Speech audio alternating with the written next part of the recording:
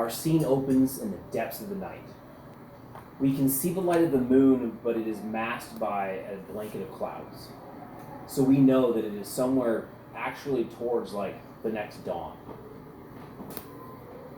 The wind howls through the valley, and the rain pours in like just a torrential downpour, common for this area of the Forgotten Realms at this time of year. We see the small fires coming from several different buildings on what looks to be like some sort of noble's estate or some sort of compound. Something between like a manor and a fortress. This fortress has seen better days. The fires are coming from the small barn and like the attached smithy, like kind of around the building. And the main like hall itself, the main manor, looks like it's been sieged upon. A small stone outer wall sits around it, and various parts of that outer wall are like broken down in pieces, scattered about. And in the main front courtyard to this manor, this fortress, we see a multitude of men, soldiers, battered, bruised, and bloodied, but bandaged. They sit on their knees. Their hands are behind their backs, and they've been bound with lengths of rope. And all that length of rope bounds them together. Standing 10 feet in front of this collection of soldiers, these bound, captured men, stands a familiar figure. A tall, broad-shouldered statue of a man. He wears bright blue plate mail that is now like a dullish blue because it's covered in mud, dirt, and it wears the signs of like battle. You know, where the edges of the armor have started to peel paint. There's huge scratches across it. His massive pauldrons only like make him even seem larger. And he has this T-faced helm. This is Cecil Dartrap. His huge two-handed sword is planted firmly in the dirt. I said dirt, but it's actually now like mud. All this rain has caused this whole area just to be like a pond. The water just keeps pooling up, so these men are sitting like up past their knees in this freezing cold water as they sit there.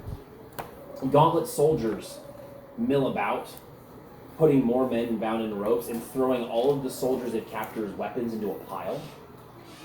It seems as though the Gauntlet has set upon this manor and they obviously won the day. There are casualties on both sides. We can see the bodies being stacked up in rows. The Gauntlet members, the soldiers, are taking care to, even in their adversaries, making sure that they are properly and respectfully like lined up, and corpse cloths are draped across their bodies. There's the sound of a door being kicked open, a slam. The door batters against the other side of the wall, and we see from the main part of the manor, up the steps, this arrow-riddled door, a man is pushed out, and he wears refined clothing of purple and yellow and gold, trimmed in gold. He stumbles forward and almost falls down the steps, which is remarkable that he doesn't, because his hands are tied behind his back. We now see why he didn't fall. There's a rope leading from his wrists that's being held by a Gauntlet member.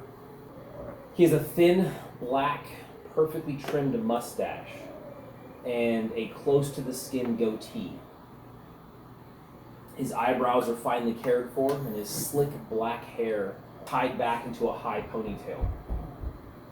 The right side of his face looks like he was hit by an actual, like a tree, something big hit him, because it's swollen and protruding, and there's a small cut that's like profusely bleeding, and there are several teeth that he spits out as soon as he stops moving, and they clatter against the stone steps. He carries various marks of being beaten, whether that was before he was captured or after he was captured, we'll never know. He yells towards the people inside the doorway, the two Gauntlet members, one of them is holding his rope. And they're not like holding on the rope with like evil grins. It just kind of seems like they don't want him to get away. And he must have tried to run, but they luckily tied a rope around to hold on to it. He gets yanked a few steps back up, which does cause him to drop to a knee. And he yells out, "I am Argonos Crimval! You can't do this to me! This is my estate, my home!" The two Gauntlet members don't answer him in any fashion. Cecil looks up at hearing this man yell, it begins to stride in that direction. If ever there was a stride to stride, that's what this is. He walks with determination. As he walks by the ranks of men that have been captured on their knees, some of them look at him as though they're casting eyes upon a monster. The way that it is something between like a level of fear and a level of respect that you can see in their faces. Unless the Gauntlet members fell back, this is a very small force that defeated a much larger force on their home turf. The battle couldn't have been too long ago. They must have attacked at night using guerrilla warfare tactics. But these men, they definitely look at Cecil like, what sort of monstrosity is this? Cecil's new right-hand man, or I should say right-hand woman, is at his side. She is his knight retainer, just a Gauntlet member, but she's carrying his sword in its scabbard for him. He was such a prominent figure that when he strode forward, we did not see her run over, pull the sword out, slide it in the scabbard, and start to follow him, because all knights have knight-errants and squires. This is his. This young, semi-round woman with freckles follows him with this very aggressive, she doesn't have to say it. I'm here for you, Lord. You can just see it in the way she steps. Breaking off from a group of Gauntlet members, we see Mepaketsa, the small wizard. Notice what is happening, and she quickly breaks off from a group of Gauntlet soldiers and starts walking to intercept Cecil as he's walking toward this lord. She has to hurry her steps. Being a demi-human of diminutive stature, she can't move that quickly. So she's almost kind of jogging as Cecil takes these 6'10" man steps, where he's just kind of moving at 3 times her pace. Cecil, Cecil, Cecil, Cecil, she says as she's moving towards him.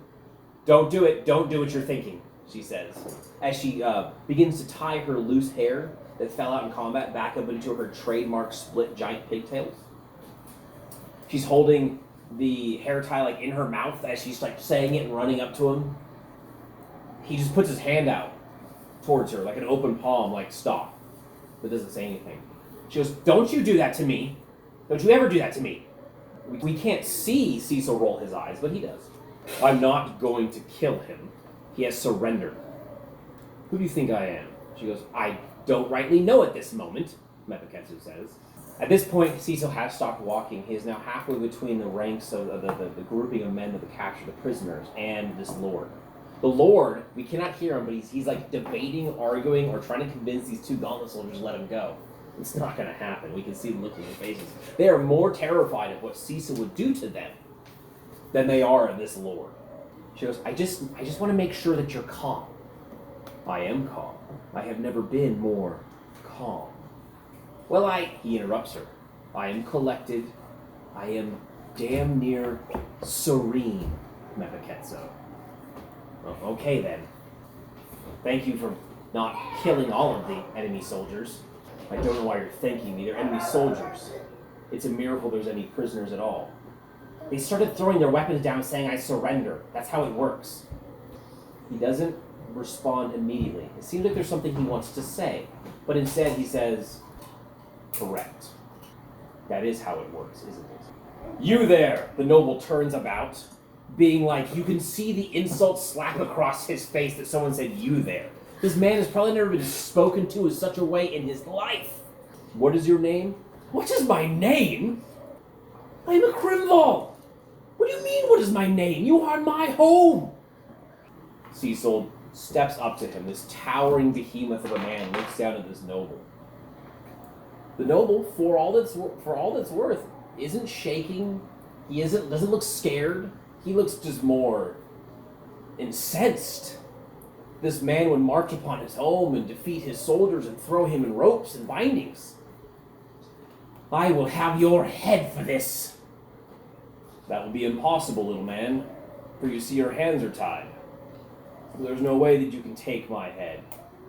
That is not what I meant. I meant I will use... At this point, Cecil ignores him, so as the listeners, so do we. Cecil turns toward Mepaketsu. What do you think we should do?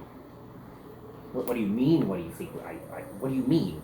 The prisoners, we're going to take them back to the encampment. No, I meant about the estate. And he looks up. Because how was I supposed to know you meant the estate? You're not speaking in full sentences, Cecil. He lets out a long, heaving sigh. He says, I say we burn it down. Nebuchadnezzar says, we're not going to burn it down. You're right. He looks back towards a group of men. You there?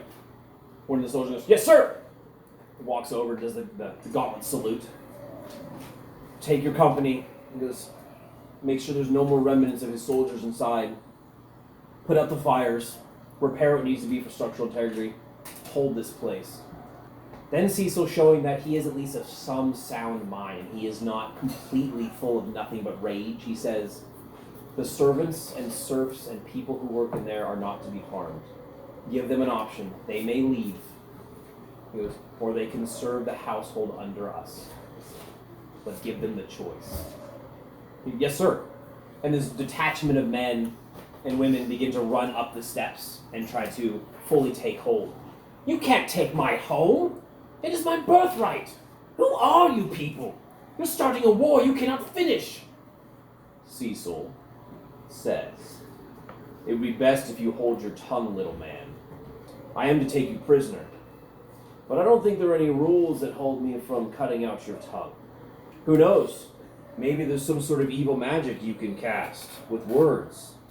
How do I not know that? And he just stares at him. The young woman, who we don't know her name, holds the two-handed sword forward in the scabbard, like you would offer a god, like an offering. No, he puts his head down. He goes, the time for violence is over. He goes, we have won the day. She nods. She acts almost like a child would to a beloved parent. She's a sycophant. Definitely taken. Then again, being chosen to be the squire or the errant of Cecil Darkcraft is no small thing. He's definitely an imposing figure and just a charismatic figure. He's a force to be reckoned with. And as of right now, he's showing that at least he's not completely insane. He seems to be holding it together. I feel like if Nebuchadnezzar wasn't there, he might have killed him. The rest of the Gauntlet members begin to go about their tasks. Cecil orders another detachment of men to gather up the prisoners and take them back to the base camp. They'll figure out what to do with them there. They are enemy combatants, after all. He commands respect on the battlefield, and the men and the women, anyone he orders, immediately give the gauntlet salute. The gauntlet salute, and then take upon whatever task he sets for them. Nebuchadnezzar puts her small hand right above, right on Cecil, the small of his back. And she goes, Cecil, you need to stop scaring me like this. You can't just go around like you're some demon lord, making me think that any moment you're going to snap and behead everyone. He looks down at the small Nebuchadnezzar and he says, why not? It seems to do us well in battle. It is my job, is it not? We seem to keep thinking we can do this without violence. It's not about violence, it's about the optics. Anyways, he goes, Nebuchadnezzar, we know who's really in charge here, don't we? And as lightning crashes in the distance in a roll of thunder, we see him smile. Just for a moment. Well, I guess we do, don't we? Okay then. She then begins to give more orders. Cecil. Yes. Would you go help the men inside the estate? Of course. And he starts walking up the steps. Abigail, the small, slightly round woman, right? Goes, yes? Come. Of course. And she runs over bringing his sword. Then we realize that she's not just carrying a sword. She's carrying a flail, and a mace, and a spear, and a battle axe, and another sword, and daggers. She's a knight there. She's a pack mule. She's just carrying all this weaponry. She, hurries off behind him to follow him up the steps. And he starts to walk inside. Nebuchadnezzar sits there, and she, starts to rub her little temples. She goes, oh, why did I get this job? She goes, oh. She just keeps rubbing her temples. She goes, Cecil, you're going to be the death of me. The problem was the original plan, Cadus would be dealing with this this, not Cecil. Mepiketso begins to order people around. At the same time, coming from the distance, off into the shadows, who knows what she was dealing with, we see the other wizard of Dragon Company. She begins to walk forward. Mina, her clothing like torn asunder. She wore little as it was. Obviously, this is a woman who takes pride in her appearance, and she either likes to flaunt it or she doesn't care. She comes from a culture that doesn't care, but she's covered in mud. She's covered in probably someone else's blood, because she bears no marks on herself at all. Walks out of the darkness, a small flicker of flame emanating, still burning in the downfall of rain, obviously magical fire. The small, like, orb of fires, like, dissipates. She walks out and says, "Do you think he's going to be okay?" And you can see a worried expression on her face. As we've seen before, there are obviously some sort of feelings for Cecil from her. "Oh, I don't know. Who can understand men?" And she says it with this, like, tone. Mina, like, looks at Mepiketso and says, what do you mean? She goes, "Oh, never mind, you'll understand when you're older." How old are you, Mepiketso? "You know what? This conversation is over. I'm done with this conversation." Probably like 150 years old or something. Thunder rolls in the distance, and the gauntlet begins to clean up their mess. We see the local lord, the Crimval family, being led away. His estate no longer belongs to him. This estate now belongs to the gauntlet. Who knows how many more estates shall fall, how many more places will become gauntlet territory. We'll have to see. Now the gauntlet is on the warpath. And when you have a mercenary company that can fight gods, headbutt demons, kill liches once again, and actually make Deep Spawn explode, what kind of force of nature, what can they actually bring upon the Forgotten Realms themselves? We can only hope that Cecil can hold it together long enough Yeah, now I gotta think for of the task to be complete. obviously Mepiketso is gonna report that the entire incident back to Donald. Hey, he kept it together. Yeah, but I mean, there's some signs that not everything is fine. So Cadus cares a lot about the optics and how situations are handled a lot. Cecil used to be diplomatic. He's not very diplomatic anymore.